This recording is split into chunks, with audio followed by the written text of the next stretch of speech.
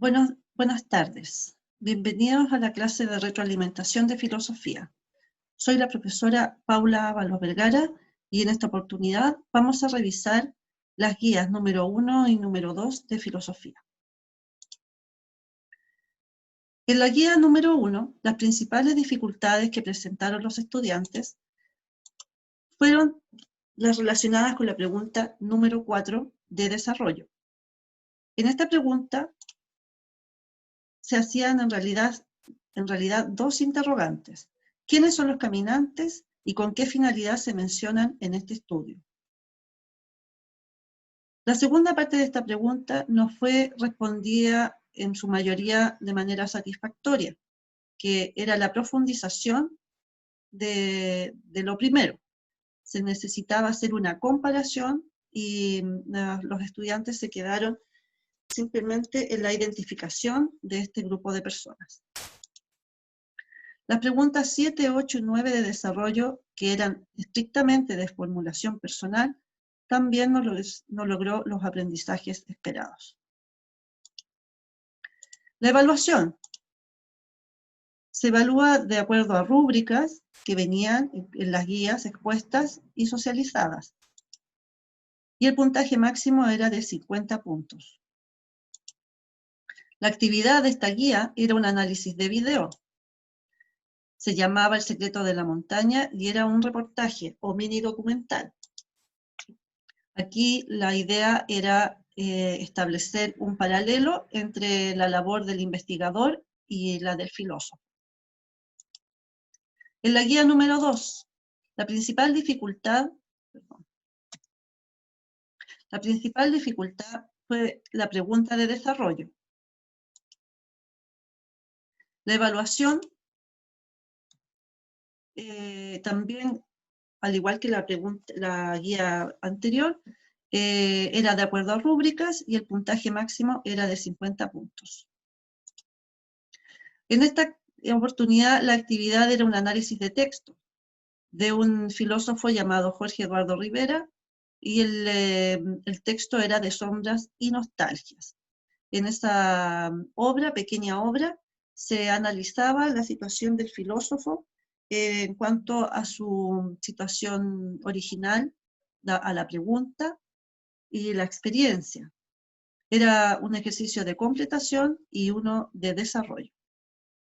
Y como lo dije anteriormente, el que causó más problemas fue la pregunta que exigía un desarrollo por parte de los estudiantes, donde había que redactar en 10 líneas la vivencia personal a partir de la expansión del coronavirus. ¿Cómo has vivido este proceso? ¿Cómo te sentiste? ¿Y en qué te ha hecho pensar este episodio que nos tiene en cuarentena? ¿Ya? Se percibe entonces una falta de práctica de la escritura que es necesario volver a desarrollar. Por otra parte, vamos en esta oportunidad a hacer un repaso de los principales aspectos que hemos visto de la primera unidad de filosofía.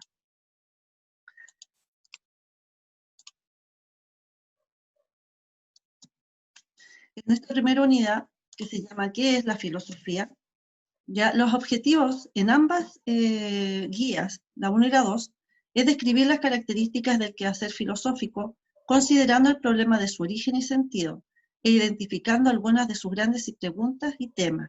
A lo mejor es un poco ambicioso, pero yo creo que en gran medida abordamos esos objetivos. Las características del saber filosófico, aquí las vamos a enumerando y las vamos a dejar con este color morado, ¿ya? Y luego viene una breve explicación. La primera característica del saber filosófico es que es una búsqueda de la verdad. El significado del término filosofía incluso significa amor a la sabiduría o amor a la verdad. La curiosidad por ir más allá del engaño y de lo que nos velan las apariencias es entonces la principal pasión del filósofo. En ese sentido somos como investigadores, ¿ya? Que tratamos de desmentir, de descubrir, de desocultar. Otra característica, el asombro. como origen de la filosofía. Nos asombramos porque desconocemos el origen de un hecho. Esto lo planteó Aristóteles, al igual como también el tema del amor a la sabiduría. Siempre entonces, cuando se habla del asombro, hay una referencia a los primeros momentos de la vida del ser humano, cuando somos pequeñitos, porque el mundo es nuevo para nosotros, y por lo tanto nos asombramos y nos extrañamos de algunas situaciones, y eso nos lleva a investigar. Otra característica es que la pregunta inicia la investigación, ¿ya? En su texto, Jorge Eduardo Rivera desarma o va al origen de la palabra preguntar. Preguntar es perguntar y en latín, es decir, vacilar. Preguntamos porque no nos sentimos seguros de algo y eso nos conduce a investigar. O si no, no preguntaríamos. ¿No es cierto? Entonces, cuando yo me siento inseguro, cuando me siento desorientado, pregunto. Y eso es muy propio del filósofo. Se supone que el filósofo es una persona ignorante, que no sabe y que quiere conocer. ¿Ya? En ese sentido somos todos filósofos, porque todos estamos aprendiendo toda la vida. Seguimos con el aspecto de la pregunta. En la filosofía, las preguntas van más allá de la particularidad, hacia una inquietud que es universal. Trascendemos desde lo individual a lo colectivo, ¿ya? Salimos de esa postura egoísta en la que solo nos importa nuestra propia circunstancia. Vamos más allá de lo particular, vamos a algo que nos incumbe a todos, ¿ya? Es decir, si uno, por ejemplo, no sé, pues se le pasó muy, muy rápido el tiempo, el filósofo se pregunta, ¿qué es el tiempo? ¿Ya? El tiempo es objetivo, para todos lo mismo, porque a veces una misma cantidad de minutos para algunos es más extensa y para otros más breve, ¿ya? Entonces viene esa pregunta de que el tiempo también es algo que es raro y que queremos entender.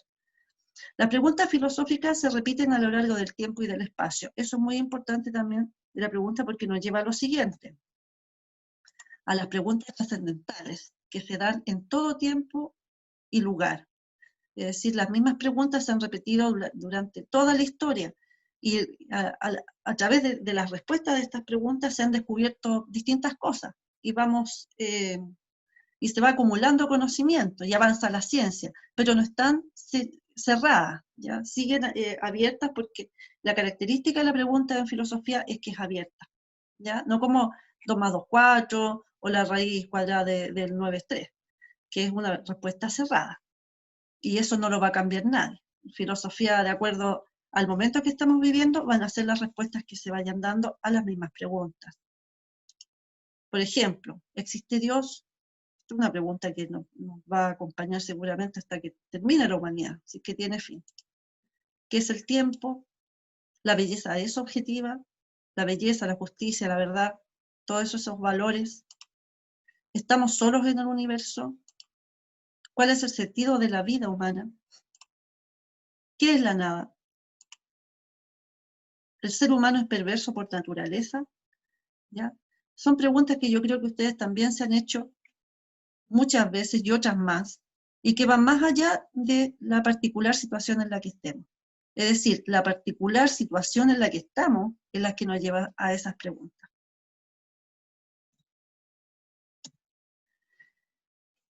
Bueno, lo que viene después de la pregunta, la respuesta. Este es otro carácter importante del saber filosófico.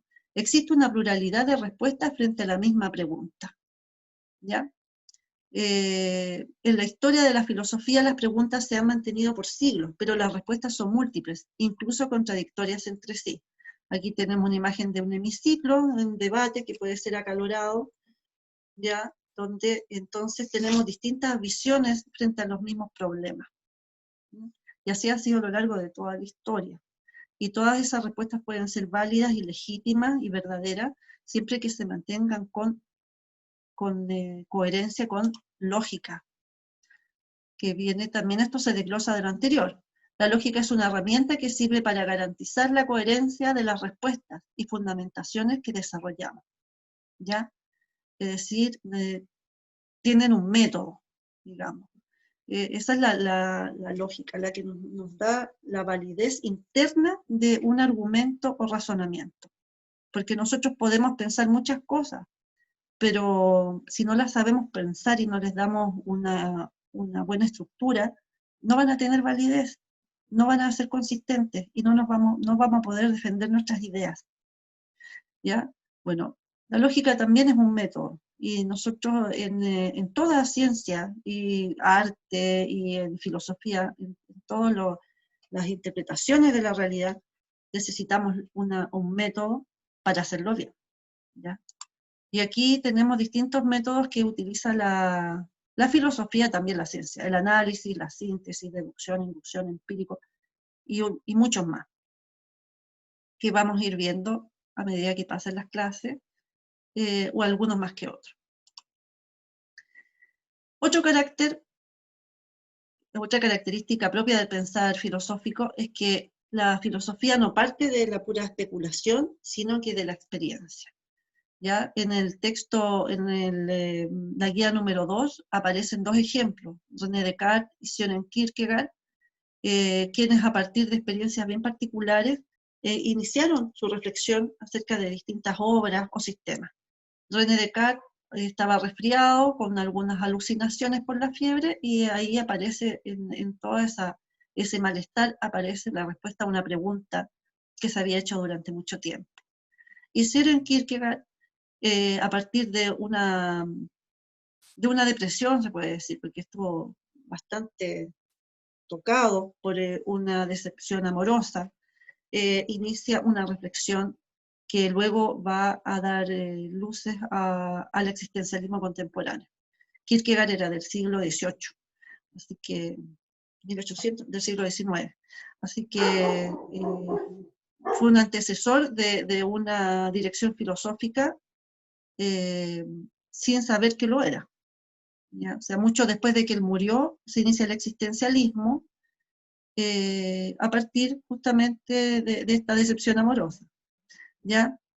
Entonces, son nuestras vivencias las que nos conducen a la reflexión sobre, por ejemplo, el sentido de la vida.